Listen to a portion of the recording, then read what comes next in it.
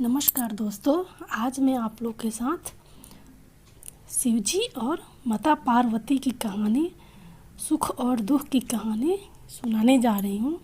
अगर ये कहानी थोड़ी सी भी अच्छी लगेगी तो कृपया मेरे चैनल को सब्सक्राइब करिएगा और कमेंट बॉक्स में हर हर महादेव ज़रूर लिखिएगा। तो चलिए सुनाना शुरू करती हूँ। एक बार माता पार्वती ने भगवान शिव से कहा, प्रभु, मैंने पृथ्वी पर देखा है कि जो व्यक्ति पहले से ही दुखी है उसे और अधिक दुख प्राप्त होता है, और जो सुख में है उसे दुख नहीं प्राप्त होता। महादेव ने इस बात को समझाने के लिए माता पार्वती को धरती पर चलने के लिए कहा, और दोनों ने मनुष्य रूप में पति पत्नी का रूप लिया और एक गांव के पास डेरा जमाया। शाम के समय उन्होंने माता पार्वती से कहा, हम मनुष्य रूप में यहाँ आए हैं, इसलिए यहाँ के नियमों का पालन करते हुए हमें यहाँ भोजन करना होगा। इसलिए मैं भोजन सामग्री का प्रबंध करता हूँ, तुम भोजन बनाओ। उनके जाते ही माता पार्वती रसोई में चूल्हे को बनाने के लिए बाहर से ईंट लेने गई और गांव में कुछ जर्ज हो चुके मकानों से ईंट लाकर चूल्हा तैयार कर दिया। चूल्हा तैयार होते ही शिवजी वहां पर बिना कुछ लाए ही प्रकट हो गए।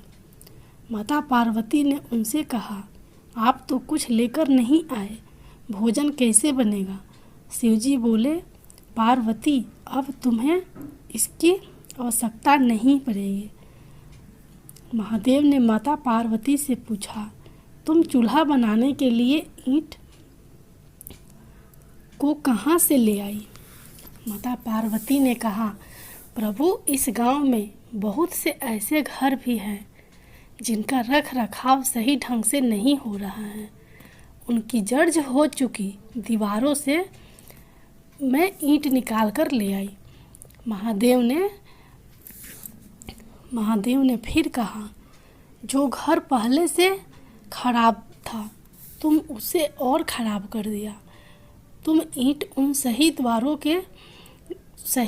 के दीवारों से भी तो ला सकती थी।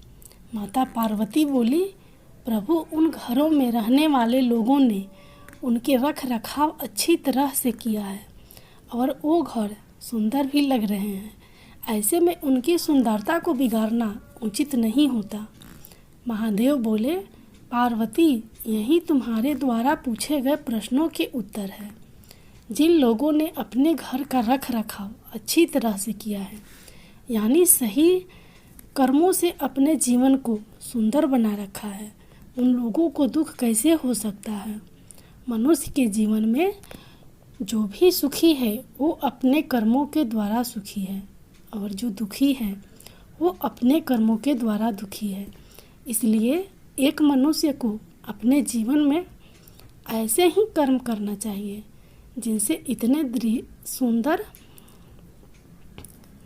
इतने सुदृढ़ और सुंदर भवन का निर्माण हो कि कोई उसकी एक ईंट भी निकाल न पाए।